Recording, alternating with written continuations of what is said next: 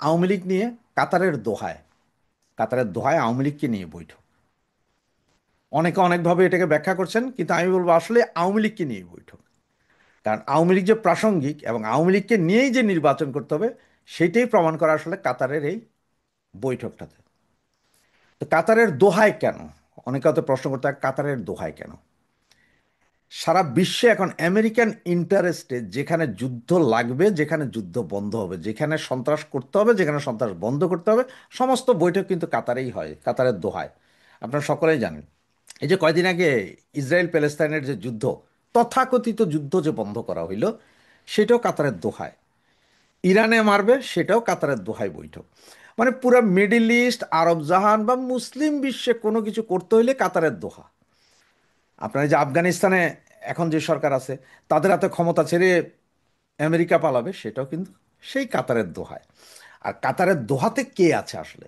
কাতারের দোহাতে হচ্ছে যে কাতারের ইন্টেলিজেন্স সার্ভিসের একজন আছে, যে ব্যক্তির আপনার সিআইএ এর মেডেল প্রাপ্ত, সিআইএ এর মেডেল প্রাপ্ত কাতারের এক ব্যক্তি আছে, যে কিনা সমস্ত কিছুতেই মিডিয়াবাজি করে।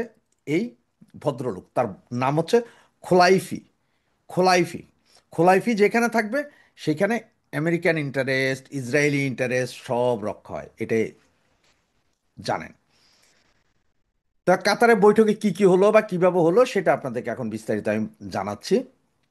অজিত দোভালের সাথে ইন্ডিয়াতে আমাদের মিস্টার খলিলুর রহমান যে কথা বলেছিলেন, অজিত দোভাল তখন 12টা স্পটের কথা বলেছিলেন, বাংলাদেশের সন্ত্রাসী জঙ্গিদের স্পট। এগুলো বলার পরে ওনাকে বলেছিলেন যে এইটার একটা অ্যাকশন নিতে হবে আগামী ডিসেম্বরের 5 তারিখের ভেতরে। এবং বলেছিলেন যে আপনি যে আপনার সরকারকে বলেন যে মৌলবাদীর উত্থান, মৌলবাদীদের যে ক্যাম্পগুলো এখন বাংলাদেশের ভেতর আছে, এগুলো সবগুলোর উচ্ছেদ করতে হবে। কারণ ইন্ডিয়ার কাছে তার সেফটি, তার নিরাপত্তা সর্বপ্রথম। আপনি বাংলাদেশের ভিতরে কি করেন না করেন, কি খাইলেন না খাইলেন, কি পড়লেন না করলেন, হাগলেন কিনা, সেটা কোনো সমস্যা নেই। কথা হচ্ছে তার ইন্টারেস্ট, যে তার নিরাপত্তা, যে ইন্ডিয়ার নিরাপত্তা, যে আপনার দেশ থেকে এখানে মৌলবাদীরা ঢুকে আমাদেরকে অশান্তি করবে আর আমরা চায়া চায়া লেবুন চুস চাপবো, তা তো না। সেই বৈঠকের পরে তাদেরকে যে টাইম শিডিউল দেওয়া হয়েছিল, সেখানের মধ্যে 12টার মধ্যে একটা, আপনারা জানেন সবাই, এই যে দোহা বৈঠকের আগেই কুমিল্লাতে, কুমিল্লাতে ইন্ডিয়ান বর্ডারের পাশে একটা জঙ্গি ঘাঁটিতে সেনাবাহিনী রেড দিয়েছিল। সেখান থেকে 16 জনকে গ্রেপ্তার করা হয়েছিল, যেটা আপনার মিডিয়াতে আসেনি। ওগুলো গ্রেপ্তার করেছে, ওগুলো সব জঙ্গি, ওগুলো ম্যাক্সিমাম পাকিস্তানি জঙ্গি ছিল। এরপরে 6 দিন পরে খলিলুর রহমান চলে গেলেন। গতকালকে পর্যন্ত মানে 28 তারিখ পর্যন্ত আপনার এটার একটা টাইম ছিল, খলিলুর রহমান কাতারে থাকবেন। আজকে থেকে সম্ভবত উনি বাংলাদেশে চলে আসবেন নাকি আরও বাড়াচ্ছেন, সেটা পরের বিষয়, সেটা আমি পুরোপুরি জানি না। তবে এই হচ্ছে যে খলিলুর রহমান ওখানে যাওয়ার পরে সেখানে আবার বৈঠক। সেখানে বৈঠক এবার কে কে সেখানে ছিলেন দেখেন। ইন্ডিয়াতে যে বৈঠক ছিল সেখানে কিন্তু ইন্ডিয়া বাংলাদেশের বৈঠক, কিন্তু ওখানেও পাকিস্তান এম্বাসির লোকজন আসছে, ইন্ডিয়ায় ডেকে আনছে যে আসো, তোমরা বৈশা তোমরা শুনো কি হচ্ছে, কি হবে এবং কি করতে হবে। এখন আবার কাতারের বৈঠকে, কারণ দেশে তো কিছু একটা করতে হবে, দেশ তো এভাবেও চলতে পারে না। সুতরাং কাতার বৈঠকে নিয়ে গেলেন। এবার এবার কাতার বৈঠকে যে খলিলুর রহমান আছে, ইন্ডিয়ার গোয়েন্দা সংস্থার হাই প্রোফাইলের লোকজন আছে এই বৈঠকে, আছে পাকিস্তান, এই আমেরিকান আমেরিকান গোয়েন্দাদের লোক আছে, কারণ কাতার পুরোটাই আমেরিকান লোকজনে ভর্তি, ওদের গোয়েন্দাদের লোক আছে। সাথে আছে কে জানেন? সাথে আছে কাতারের ওই খোলাইফি, উনি ইন্টেলিজেন্স চিফ, কাতারের ইন্টেলিজেন্স চিফ, এবং কাতারের ইন্টেলিজেন্স চিফ যেই খোলাইফি, খোলাইফি আবার হচ্ছে যে আপনার ওই যে কাতারের যে আমির আছে, আমিরি দেওয়ান বলে, মানে আগে ওই যে রাজা বাদশাদের যেমন দেওয়ান, ওদের বিচার কার্য, সে আমিরি দেওয়ানেরও প্রধান কিন্তু এই খোলাইফি, সেই ব্যক্তি আছে। সুতরাং এখন কে কার ইন্টারেস্ট দেখেন। খলিল শুনতে গেছে, খলিলকে যা বলা হবে তাই মানতে বাধ্য খলিল। ইন্ডিয়া ইন্ডিয়ান ইন্টারেস্টে আছে, ইন্ডিয়া ইন্ডিয়ার ইন্টারেস্ট দেখছে। আমেরিকা আছে আমেরিকার ইন্টারেস্টে।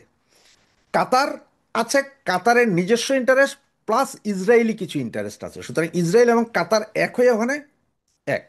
তো এই ত্রিপাক্ষিক চতুর্পাক্ষিক একটা মিটিংয়ের মধ্যে ইন্ডিয়ার হচ্ছে যে তার দেশের নিরাপত্তা চায়, আমেরিকার হচ্ছে যে ভাই সব ঠিক আছে, আমরা কোনো সমস্যা নাই, কিন্তু আমাদের কথা হলো আমেরিকার যেটা কথা, যে আমেরিকার কথা হচ্ছে যে ভাই এখানে সরকার আসবে যাবে, কে থাকবে না থাকবে সেটাও তাদের কাছে বিশ্বর কোনো বিষয় না, কিন্তু তাদের কথা মতন চলতে পারবে। মানে 50-50 আপনার শেয়ার হোল্ডিং এর মতো, যে মানে আপনারা আপনাদের কাজ করবেন কিন্তু আমরা যা যা বলবো তাও করতে হবে। তো এই আমেরিকা তো অলরেডি নিয়ে গেছে।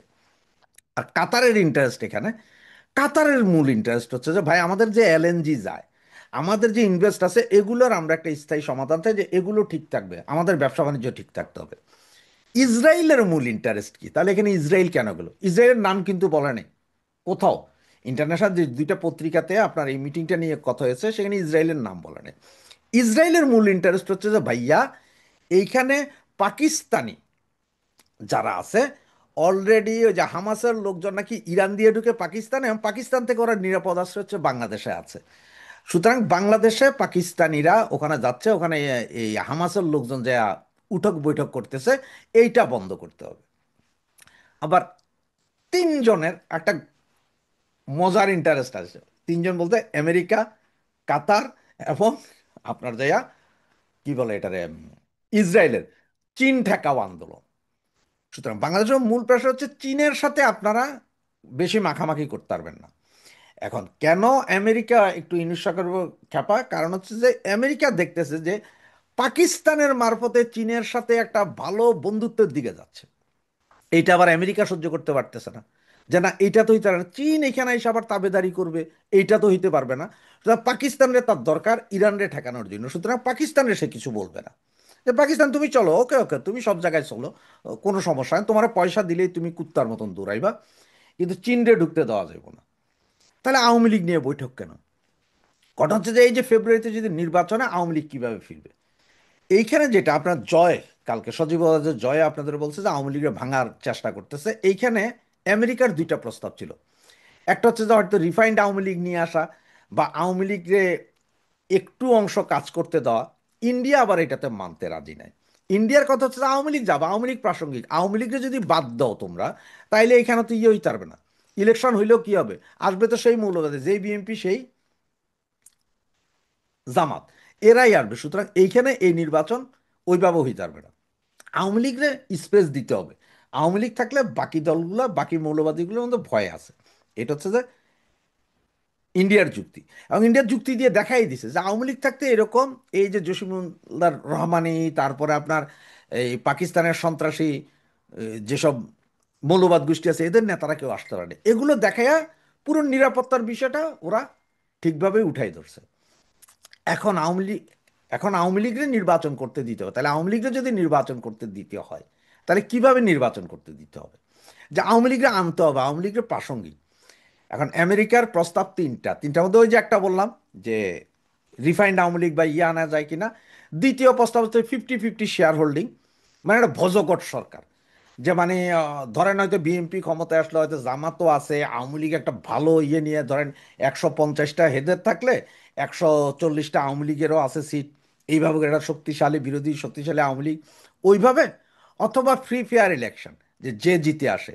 এবার আওয়ামী লীগ যদি 300 আসনও পাওয়া যায় 300 আসন, 100 আসন পাইলেও 100 আসন, তা মানে শেষটাই হয়তো হবে। এই নিয়ে চলছে তাদের মধ্যে বিশাল আলোচনা যে কিভাবে। এবং ইউনুস গভর্নমেন্টের একটা দাবি, সেইটা হচ্ছে যে যেই দিন ইলেকশন হবে, ইলেকশনের 48 ঘন্টার ভিতরে আমেরিকা এবং সেনাবাহিনী ইন্ডিয়া তিনজন তাদেরকে প্রোটেকশন দিয়ে দেশ থেকে বেরিয়ে যাওয়ার সহযোগিতা করতে হবে। এই সহযোগিতার মধ্যে আবার এখন চারজন ব্যক্তি নতুন যোগ হয়েছে। সে হচ্ছে শিশির মনির, তাজুল ইসলাম, এখন যে অ্যাটর্নি জেনারেল আছেন উনি, এবং বিএনপি নেতা, বিএনপি বলতে সরি, জামাত নেতা তাহের, ওই যে যিনি 50 লাখ গাছবাতুল হিন্দ করছিলেন, এনারা সবাই সেফ এক্সিট, এই চারজনের সেফ এক্সিট চাচ্ছে। মূল আলোচনা হচ্ছে যে আওয়ামী লীগকে সারা নির্বাচন নাকি আওয়ামী লীগ সহ নির্বাচন। সর্বসম্মতিক্রমে সিদ্ধান্ত যেটা, সেটা হচ্ছে আওয়ামী লীগ সহ নির্বাচন হবে। এখন খলিলুর রহমান দেশে আইসা এই ব্যবস্থা করাইতে হবে ইউনুসরে দিয়ে, যে কিভাবে আওয়ামী লীগরা আইনা ইলেকশন করানো যায়। আওয়ামী লীগরা আইনা ইলেকশন করতে যে হাজার হাজার মামলা জেলে আছে এগুলো সব জামিন নিতে হবে, কোর্টে কাজ করতে দিতে হবে যাতে খোলা যায়। এবং আপনারা দেখতেছেন যে ইন্টারন্যাশনাল মিডিয়া, ইন্টারন্যাশনাল সংস্থা, আন্তর্জাতিক সংস্থাগুলো কিভাবে এই কোর্টের বিভিন্ন বিচারের নিয়ে কথা বলতেছে।